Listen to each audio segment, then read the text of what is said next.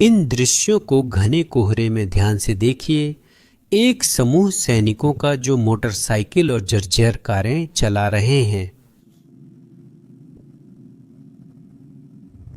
यह किसी film mad max का सीन नहीं बल्कि हकीकत है, और यह पिछले कुछ हफ्तों में पोक्रोव्स्क के आसपास हुआ। यूक्रेन का एक शहर जो जबरदस्त संघर्ष में है, लेकिन सबसे बुरा तो अभी आना बाकी है। रूस ने वहां 1,70,000 सैनिक भेजे हैं और नतीजा पूरी तरह से तबाही रहा। पुतिन शायद बहुत निराश होंगे, और मैं अभी आपको इसका कारण दिखाऊंगा। देखिए, इस नक्शे में यहाँ पोक्रोव्स्क है। इस शहर को सैन्य विश्लेषक डोनबास का द्वार कहते हैं। इसे यह नाम इसलिए मिला है क्योंकि यह एक बेहद रणनीतिक स्थिति में स्थित है, जो रेलवे लाइनों और T-504 राजमार्ग को जोड़ती है।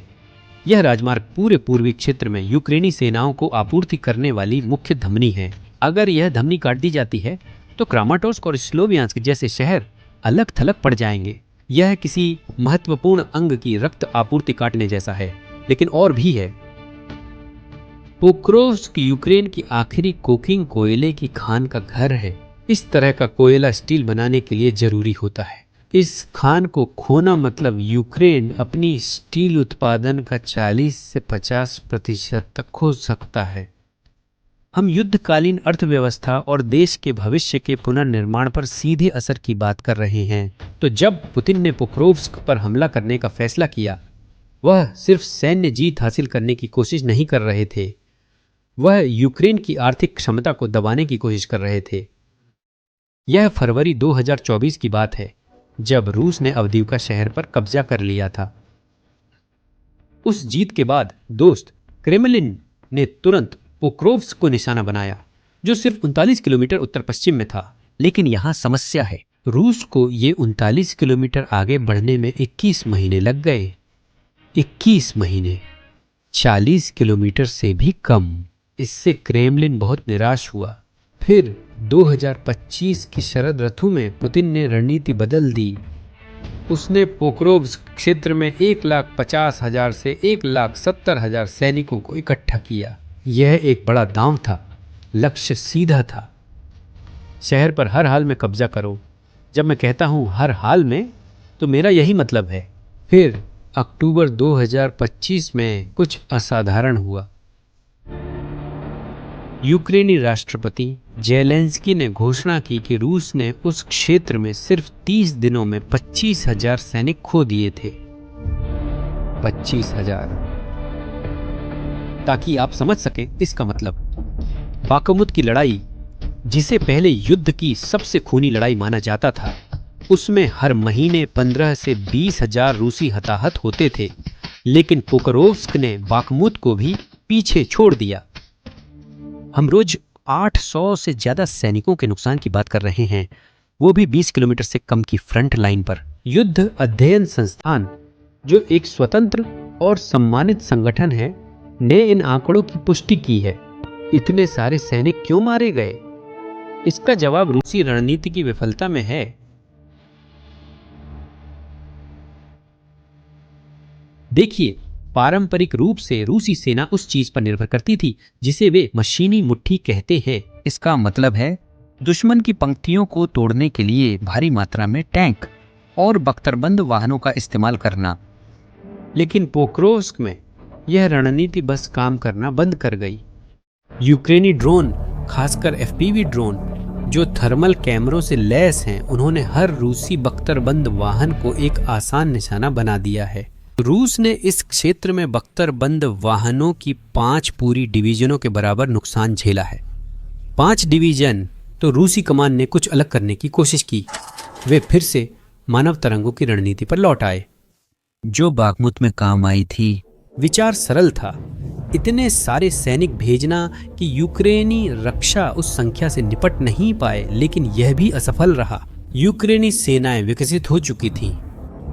फ्रांसीसी द्वारा प्रशिक्षित ब्रिगेड, 155वीं मैकेनाइज्ड ब्रिगेड, वे आधुनिक रणनीतियां अपनाते थे जो पैदल सेना की लहरों को सामने की पंक्तियों के पास पहुंचने से पहले ही निष्क्रिय कर देती थीं।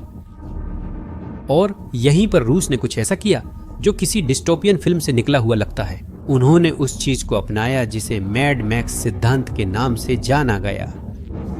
बख्तर बंद वाहन कम होने और मानव तरंगों के विफल होने पर रूसी कमांड ने सोवियत काल की पुरानी बुंका मिनी वैन मोटरसाइकिलों और नागरिक कारों का इस्तेमाल शुरू किया। विचार यह था कि ये हल्के वाहन जो कोहरे में तेजी से चलते हैं, यूक्रेनी लाइनों में बिना पकड़े घुसपैठ कर सकते हैं। 10 नवंबर की सुबह यह रणनीति अमल में लाई गई।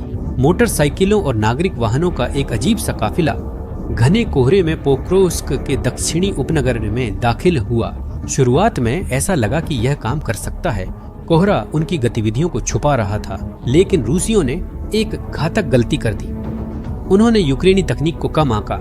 60वीं ब्रिगेड जागर का मानव रहित प्रणालियों का बटालियन, जो खुद को डोबुश की तरह यह कहता है, इंतजार कर रहा था। ये ड्रोन ऑपरेटर सिर्फ सामान्य ऑप्टिकल कैमरे ही नहीं इस्तेमाल करते थे, उनके ड्रोन में उन्नत थर्मल कैमरे भी लगे थे। और थर्मल कैमरों को कोहरे से कोई फर्क नहीं पड़ता, वे सिर्फ गर्मी को पहचानते हैं। मोटरसाइकिलों के इंजनों की गर्मी, सैनिकों के शरीर की गर्मी, वही कोहरा जिसे रूसी अपनी सुरक्षा समझते थे, वो अब कोई मायने नहीं रखता था। इसके बाद जो हुआ वो एक योजनाबद्ध शिकार था। एक एक करके यूक्रेनी फर्स्ट पर्सन व्यू ड्रोन ने मोटरसाइकिलों, मिनी वैन और कारों को नष्ट कर दिया। वीडियो में कम से कम 6 जलती हुई मोटरसाइकिलें दिख रही हैं। सैनिक घबराकर भाग रहे हैं और ड्रोन उनका पीछा कर रहे हैं। यह लड़ाई नहीं, एक रणनीतिक नरसंहार था। रूसी काफिला पूरी तरह नष्ट हुआ। यहाँ तक कि रूसी सैन्य प्रचारकों ने भी हकीकत को स्वीकार किया। बोरिस रोसिन, एक प्रसिद्ध रूसी सैन्य ब्लॉगर, ने 10 नवंबर को लिखा, अगर आप ड्रोन कैमरे से पोक्रोव्स्की को देखें तो शायद ही कोई सैनिक नजर आता है। ड्रोन सभी पहुंच मार्गों की निगरानी करते हैं और केवल सबसे बहादुर ही इस बाधा को पार करके जिंदा निकल पाते हैं। लेकिन उसका साहस असल में आत्मघाती मिशन था। ये तो हिमखंड की नोक भर था। रूस के लिए असली तबाही उसकी सेनाओं के संरचनात्मक पतन से हुई थी। रूसी 41वीं सेना, जो पोक्रोव्स्की पर हमले का नेतृत्व कर रही थी, बस बिखर गई। रूसी लीग दस्तावेजों से 2025 में पता चला कि 74वीं फुजिलियर्स ब्रिगेड जैसी ब्रिगेडें अपनी मूल संख्या से दोगुने से अधिक सैनिक गंवा चुकी थीं। क्रेमलिन जानता था कि 41वीं सेना बिखर रही है, लेकिन फिर भी वह और सैनिक भेजता रहा। यहाँ एक महत्वपूर्ण बात है जिसे आपको समझना चाहिए। जब हम किसी सैन्य इकाई के पतन की बात करते हैं तो हम केवल हताहतों की बात नहीं कर रहे होते। हम कमान, नियंत्रण, हमलों के समन्वय और लॉजिस्टिक्स की क्षमता के नुकसान की बात कर रहे हैं। 41वीं सेना को कई बार फिर से संगठित किया गया, जिसमें जबरन भर्ती किए गए और यहाँ तक कि दंड बटालियन भी शामिल थे। इन तात्कालिक इकाइयों में एकता नहीं थी, न ही उचित प्रशिक्षण था। ये मूल रूप से पुतिन के लिए चारे की तरह थी। लेकिन यूक्रेन सिर्फ बचाव नहीं कर रहा था। 31 अक्टूबर 2025 कुछ उल्लेखनीय हुआ। पोक्रोव्स्क में तैनात सैनिकों के साथ आंशिक घेराबंदी के बीच आपूर्ति लाइनों पर लगातार रूसी गोलाबारी हो रही थी। यूक्रेनी मुख्य खुफिया निदेशालय ने एक साहसिक अभियान चलाया। यूक्रेनी सैन्य खुफिया प्रमुख किरिल बुदानोव की व्यक्तिगत निगरानी में अमेरिकी ब्लैक हॉक हेलीकॉप्टरों का इस्तेमाल स्पेशल फोर्सेस को सीधे युद्ध क्षेत्र में उतारने के लिए किया गया। ये हेलीकॉप्टर बेहद नीची ऊंचाई पर उड़े, लगभग जमीन को छूते हुए, ताकि रूसी रडार और हवाई सुरक्षा से बचा जा सके। मिशन का उद्देश्य उस लॉजिस्टिक कॉरिडोर को फिर से खोलना था जो गैरिसन को मुख्य सप्लाई लाइनों से जोड़ता है और पीछे के इलाकों में काम कर रहे रूसी तोड़फोड़ समूहों को खत्म करना था। ऑपरेशन एक सामरिक सफलता थी। विशेष बलों ने रक्षात्मक परिधि को स्थिर करने और सप्लाई रूट को फिर से खोलने में सफलता पाई। यह ऑपरेशन एक महत्वपूर्ण बात दिखाता है। यूक्रेन ने हवाई गतिशीलता की क्षमता बनाए रखी, यहां तक कि दुनिया के सबसे विवादित हवाई क्षेत्र में भी। यह कोई छोटी बात नहीं है।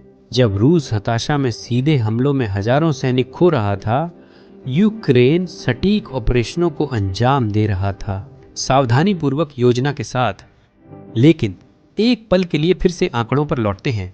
सिर्फ एक क्षेत्र में 30 दिनों में 25,000 हताहत। अगर इसे एक नज़रिए से देखें तो यह एक ऐसी घिसावट दर है जिसे कोई भी आधुनिक सेना ज़्यादा समय तक सहन नहीं कर सकती। और जानते हैं क्या, ये हताहतें किसी भी महत्वपूर्ण क्षेत्रीय लाभ में तब्दील नहीं हो रही थी।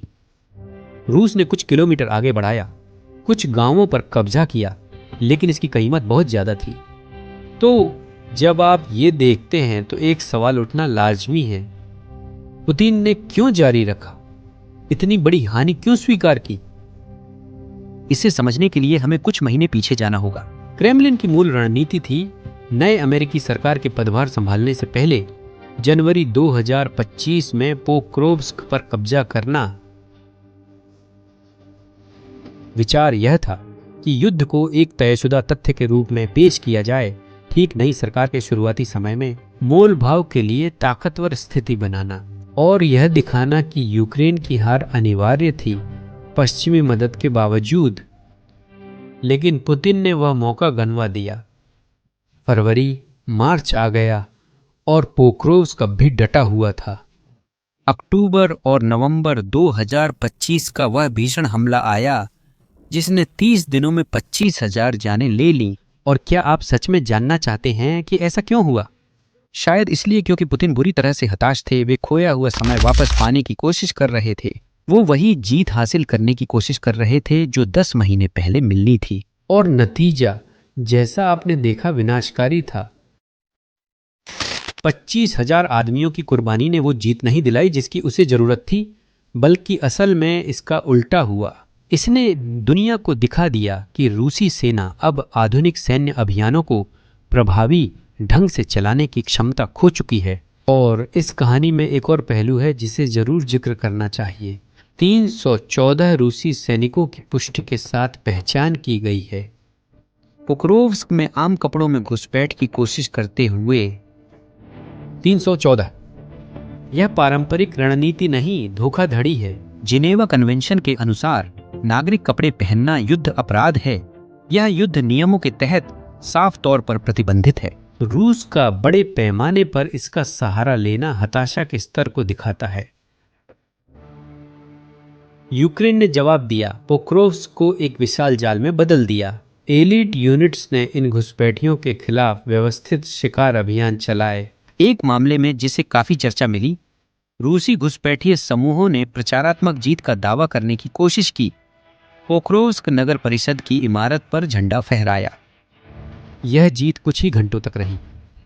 यूक्रेनी बलों ने तुरंत पलटवार किया, इमारत को फिर से अपने कब्जे में लिया और घुसपैठियों को खत्म कर दिया। इससे साबित हुआ कि शहर अभी नहीं गिरा था। उसके अंदर मौजूद रूसी घुसपैठिए समूहों का घर घर जाकर व्यवस्थित रूप से शिकार किया जा रहा था। अब बात करते हैं कि इसका व्यापक संदर्भ में क्या अर्थ है।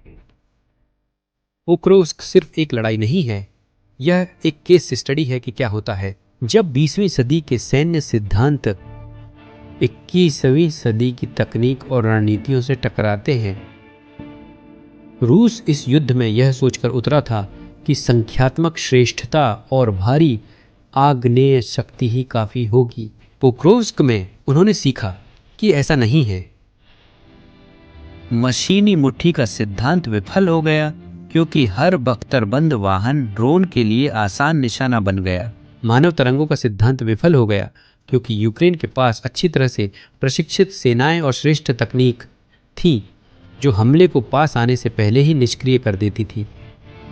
और घुसपैठ के सिद्धांत ने भी विफलता पाई क्योंकि यूक्रेनी विशेष बलों ने शहर को घुसपैठियों के लिए मौत का इलाका बना दिया। तो फिर अब क्या बचा? पुरानी मोटरसाइकिलें और मिनी वैन हल्की धुंध में आम कपड़ों में सैनिकों का शिकार कर रही थी। एक ऐसी सेना जिसने एक महीने में 25,000 जवान खो दिए बिना लक्ष्य पाए। जैसा कि आप देख सकते हैं, इसमें कोई सैन्य रणनीति नहीं है, यह संस्थागत निराशा का एक रूप है। और यहाँ सबसे कड़वी सच्चाई है, यहाँ तक कि अगर रूस अंततः कब्जा कर ले, पोक्रोव्स्क ने बाकमुत और अवदीवका की तरह पहले ही कुछ और कीमती खो दिया है। उसने हजारों सैनिक खोए हैं जिन्हें इतनी आसानी से नहीं बदला जा सकता। और उसने यह कहानी भी खो दी है कि रूसी जीत अपरिहार्य थी। सच्चाई यह है कि पोक्रोस केंद्र बिंदु बन गया है, जहां 21वीं सदी ने 20वीं सदी को हरा दिया। यही वह जगह है जहां ड्रोन युद्ध और विशेष अभियानों ने साबित कर दिया कि वे केवल बल प्रयोग और हथियारों की ताकत से बेहतर हैं। यही वह जगह है जहां सामरिक लचीलापन कठोर सिद्धांत पर भारी पड़ा। और यही वह जगह है जहां पुतिन ने सबसे महंगे तरीके से सीखा कि केवल संख्या ही आधुनिक युद्ध में जीत की गारंटी नहीं देती। अब आपकी बारी है। मैं आपकी राय जानना चाहता हूं।